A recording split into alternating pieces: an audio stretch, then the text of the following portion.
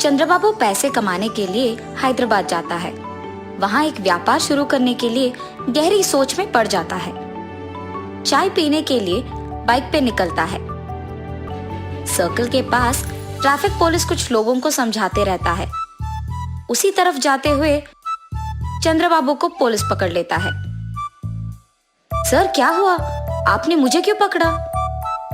तुमने हेलमेट नहीं पहना और वो कानून के खिलाफ है, इसीलिए मैंने तुम्हें रोका है। गलती हो गया है सर, इस बार के लिए माफ कर दीजिए। ठीक है, फाइन भर के जाओ। फाइन कितना है सर?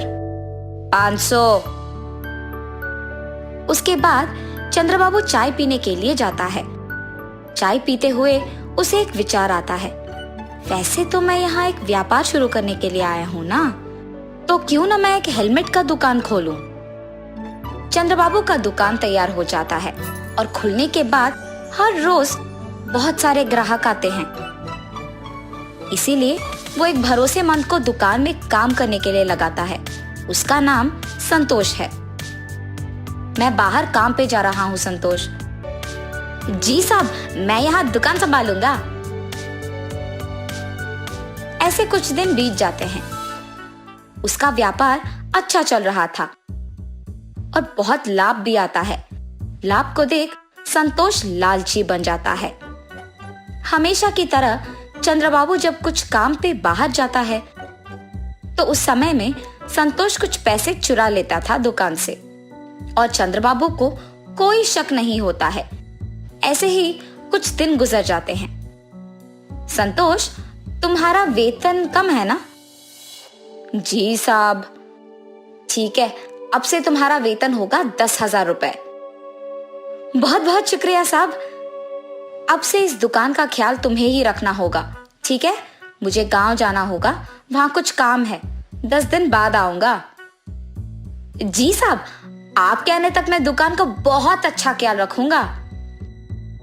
चंद्रबाबू के गांव जाने के बाद हर रोज के पैसे में से आधा संतोष ले लेता था। 10 दिन बाद चंद्रबाबू उसकी बेटी के साथ हैदराबाद आता है और सीधा उसकी दुकान पे ले जाता है। इन 10 दिनों में कितने पैसे आए हैं संतोष? 50,000 साहब। अरे ऐसे कैसे? हर रोज का हमें 10,000 मिलता था ना, इतना कम कैसे हो गया?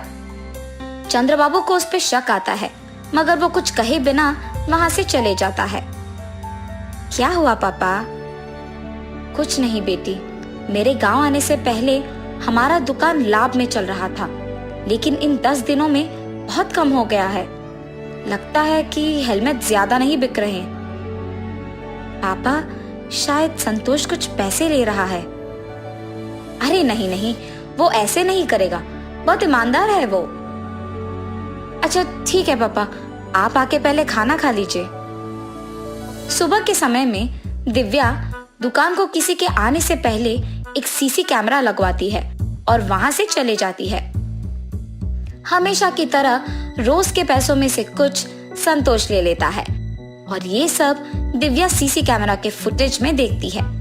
लेकिन सीसी कैमरा के बारे में दिव्या के अलावा और किसी को नहीं पता था। दिव्या उसके पिता को ये सब दिखाती है और चंद्रबाबू को बहुत गुस्सा आता है। संतोष, तुमने मुझे धोखा क्यों दिया? मैंने कुछ नहीं किया साहब। हर रोज दुकान से तुम ही पैसे निकाल रहे हो। अयो नहीं साहब, मैंने नहीं लिया। ये लो सबूत। उसे देख संतोष के मुंह से एक शब्द नहीं निकलता है। मुझसे बहुत बड़ी गलती हो गई है साहब, मुझे माफ कर दीजिए। तुम्हारे भरोसे पे मैंने इस दुकान को छोड़कर अपने गांव गया हूं और तुमने मुझे धोखा दिया। अब तुम्हारा यहाँ कोई जगह नहीं हो सकता है। अगर कोई हम पे भरोसा रखता है तो हमें उनका भरोसा ऐसे नहीं तोड़ना होगा। धोखा देना बुरा है।